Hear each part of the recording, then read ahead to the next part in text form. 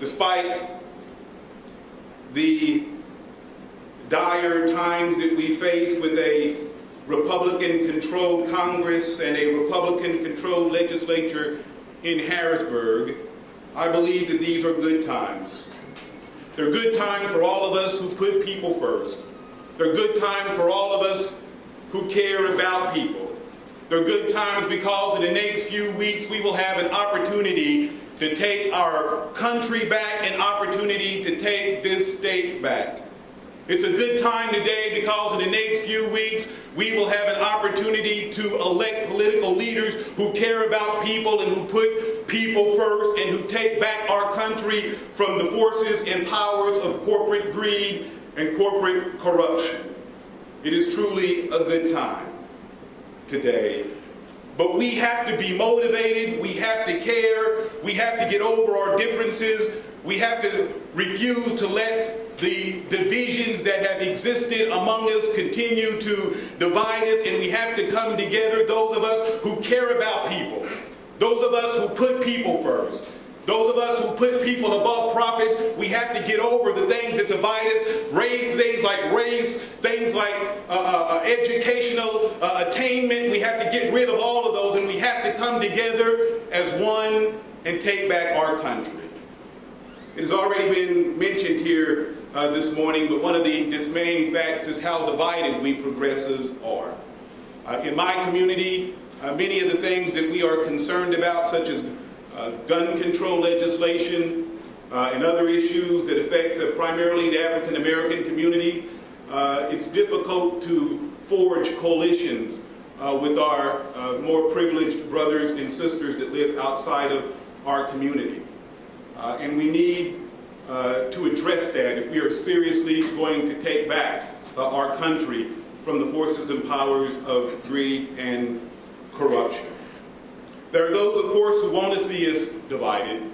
They want to continue to have us to debate issues that have to do with race and issues that have to do with things like sex and gender. As long as we're arguing about that, then they can continue to dominate and control the best Congress that money can buy.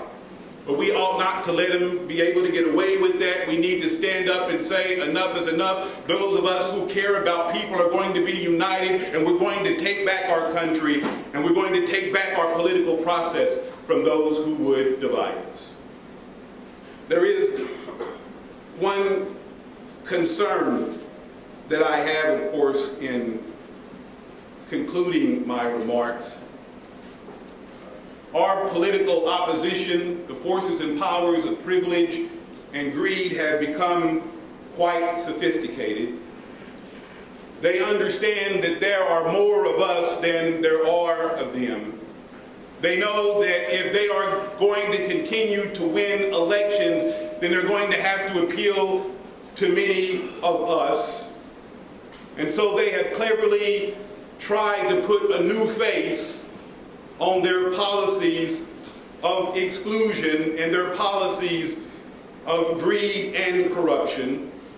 They've tried to put a face of ethnicity, a face that would suggest that somehow they are multicultural, that they are multiracial, that they are really concerned about all of us Americans, that they are really concerned about every community. They've tried to put a face that would cover up the hard edges of what they're really about. And so all across this nation we find people running for office on the Republican side and conservative side that you might not have seen running 20 years ago or 10 years ago. But we ought not to let them get away with it. It may be a different face, but it's the same policies of greed and corruption and privilege, and we ought not to let them get away with it. We need to tell the Republican Party, we need to tell the forces and powers of greed and corruption, we need to tell people like Lynn Swan that what matters for those of us who care about people, what matters for those of us who put people first is not the color of your skin, but the content of your policies.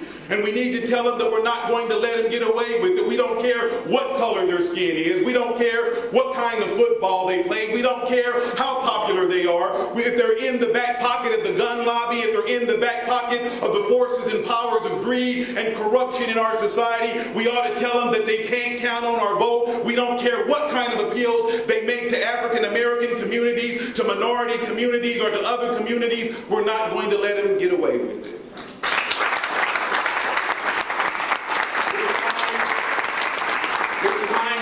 Take back our country. It is time for us to take back our state. It is time for us to take back our city. It is time for us to be motivated. It is time for us to offer up to the people of America a new vision. It's already been said, but I think people are longing for a new vision. They're tired of the lies. They're tired of the corruption. They're tired of the greed. They're tired of politics of fear. They genuinely need a new vision. And I believe that many of us in this room can begin to offer up that new vision. But it will mean that we have to be on fire for it. It will mean that we have to believe it. It will mean that we have to sacrifice for it. It will mean that we too will have to have hope, that we'll have to do what it takes to get out there and do it. But I believe we can do it. I think within this campaign and within the coming years, we're going to see a groundswell of people who really want to take back this country, a groundswell of people who really believe that people ought to be first, who really believe the government ought to be for the people and by the people. There's going to be a groundswell of people who want to see a real humane policy, a real humane politics, and not just a politics of fear and greed and corruption. So it's time for us to bring it about. It's time for us to go out in the streets. We can do it. That's what we're called to do. We can do it. We will do it. And I look forward to this election when we tell the Republican Party, when we tell those who put profits above people that their time is no more, because we have taken back this country.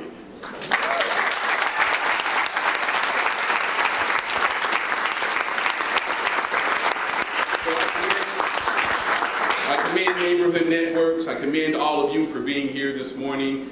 And I, too, would like to work with you as we seek to make a difference in this coming campaign and make a difference in the climate of this country so that people are truly first and we put people above profits. Thank you very much.